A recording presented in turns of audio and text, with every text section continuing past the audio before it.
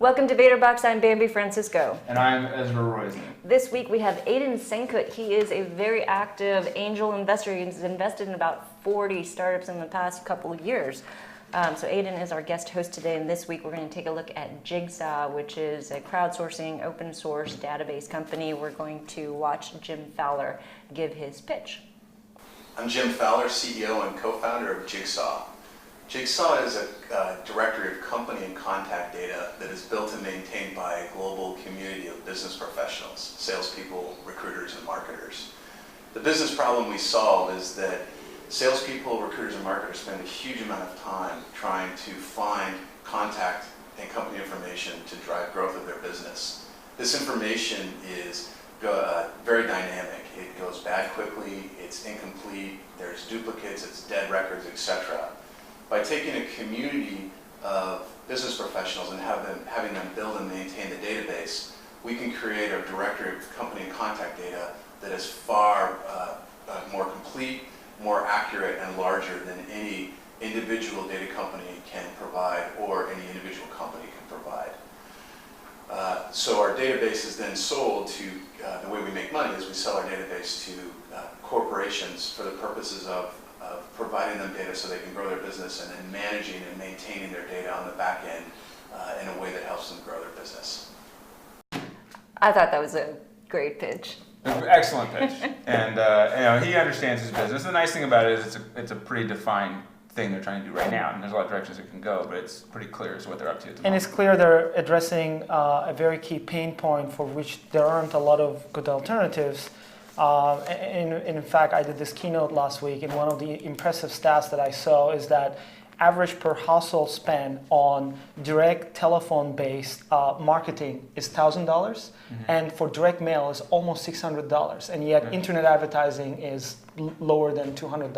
Right. So obviously there's a lot of money in this field. Yeah, direct is a huge, huge business. When you see the graphs, I agree. It's like the biggest chunk of the advertising pie. Let's talk about novelty. I love the exchange, information exchange idea.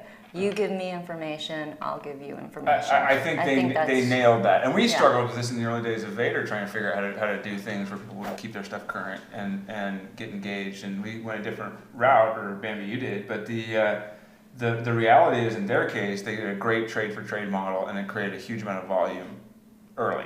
And so their initial sort of burst was huge because they created a model where people could give information, get information, and you were all constantly rewarded.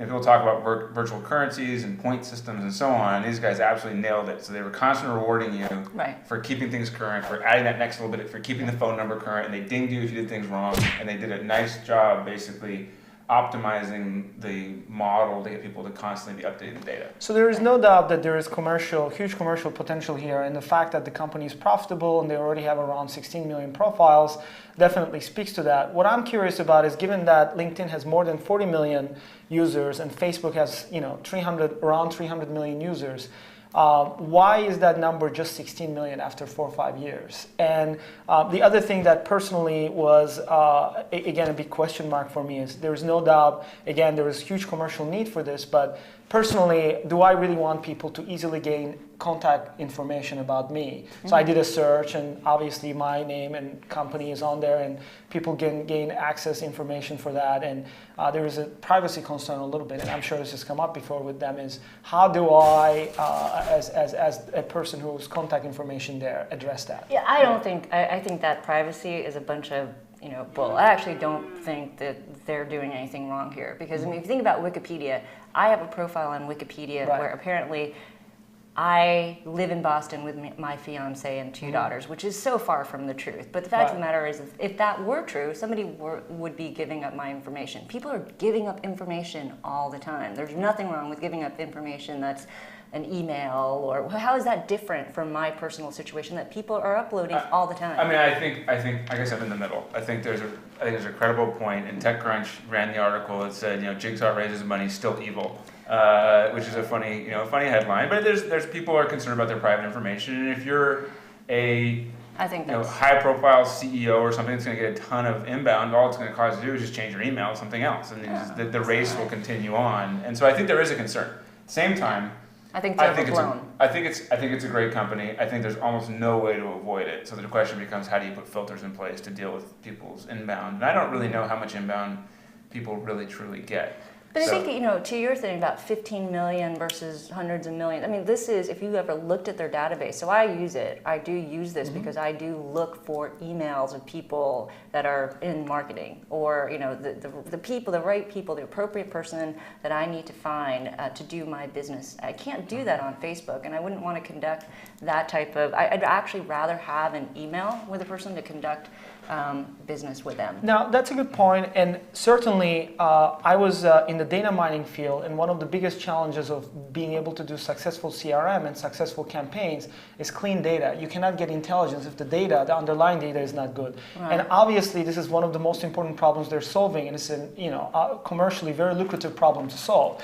My point in that is, obviously they're solving that problem and they're doing good business, but I feel the real innovation in the space is going to happen with a contact management company that can aggregate all the contacts and update it. Like, I'm surprised, for instance, like Plaxo hasn't done it. I'm surprised there are a lot of these business social networks have a huge opportunity to do that and aggregate contact information, and yet none of them have quite addressed it. And so the question is, have they reached a peak? How much more growth do they have? Are they going to slow? Or is this a company that can still significantly increase the number of their profiles, significantly expand their business? It seems like an enterprise class business with a complex channel strategy. My personal take on it is they're doing great, but I would feel that their growth is limited. So I would not be as interested in this company. Yeah, I think all fair points. I think, though, that there's, on one hand you have Thomson Reuters, you have Dow Jones, Dun & Bradstreet. well, and Dun & Bradstreet with Hoovers, and so you have companies that have made businesses out of providing this information. So this information, albeit private, has been out there for a long time. The question is just how much you've been willing to pay to get it.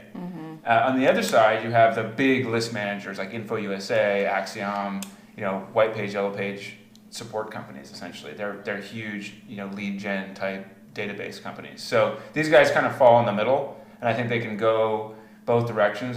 For me, what's great about this is I take Crunchbase and I take Jigsaw and I replace the need for a Thomson Reuters $20,000 subscription, which is great. So I pay $20 a month to Jigsaw, I pay nothing to Crunchbase, and I have a very nice solution for essentially knowing what's going on in the industry and getting contact information from people I want to ping. So that's pretty disruptive. So were I those guys, I'd be very worried. Were I the big database guys, I'd be looking at this saying, is this a new model I can use to bring down my essentially cost of goods sold for keeping high-end professional data, B2B data current. So Hoovers, for example, would be a logical friend of theirs. They're already doing a deal with Yeah, Hoovers. I'm sure actually. Hoovers They is all announced over it, these D&D, guys. So I think that, just right, on their part. and I guess the question becomes, sure, I think you're going to reach a point where there's only so much you can grow. My guess is they still have a ways to go at the professional data tier, and there's still a fair way to go. Then the question is, what do you do with the data once you have the engine essentially running? How can you really monetize that beyond just the subscription fees? And also, just to kind of add a constructive point, I think the potential for them is kind of like what Facebook has shown. The reason why Facebook is so valuable is they don't just have social network or social graph, but they also have preferences and they have a long history of different information and different actions. So the question is, can they turn the database that they have and put a value-add data layer on top of that in terms of where people are leaning and preference information of some sort? I think that's when the true potential of this company can be unleashed. And I actually pinged somebody the other day, which I thought this was a very clever feature on Jigsaw. So I'm a paying subscriber, use it all the time. I think it's a great service. Just on that point, they don't make money from the $20 subscriptions. It's the $100,000 license fees to access their 16 million. Yeah, understood. Okay. Yeah, and I agree with that. And I think that's probably where it really gets going. But what was interesting was I went in and I pulled up, I don't remember who it was, I think it was somebody at AOL, but I was pinging somebody and I pulled up their information, and the little thing popped up and said, this is how I like to be contacted. So versus fighting the system, the person actually went in and used some features in Jigsaw to explain to the user their preferred method of contact, and if you were going to contact them, this is what I liked. And so I thought that was actually a very good approach, which is this person went in Jigsaw, configured their profile, knew they couldn't fight the tide, and said, rather than trying to fight the tide, here, I'm going to take ownership of this process, but here's what you need to do if you want to ping me. That was a very, very clever approach. That's value add, because now I know how to approach this person the way they want to be approached, which is useful. That is useful. Okay, last words? I think there are issues. I think there's going to be a bit of a backlash over time, but at the same time, overblow those. Come on. no. But All at right. the same time, I think it's a great company, and I think that they're innovative. And I don't think in the long run, people need to figure out ways to work with these kinds of services, not against them, because they're going to be out there anyway. Privacy issue aside, again, I'm not a huge fan of the enterprise sales model. Having said that, they definitely addressed an important pain point. And like I said, I think the true potential of the company is in the added layers of data, such as the preferred way of being contacted and so on and so forth. And that's where the new growth for this company could be. Okay. Well, I think it's a brilliant company. It's an excellent company. They've done a great job, and I think they're going to be acquired for a nice sum. Yeah, that'd be great. Okay. There you have it. Jim, CEO. You've been watching Vator Box. I'm Bambi Francisco. We'll see you next time on Vator News.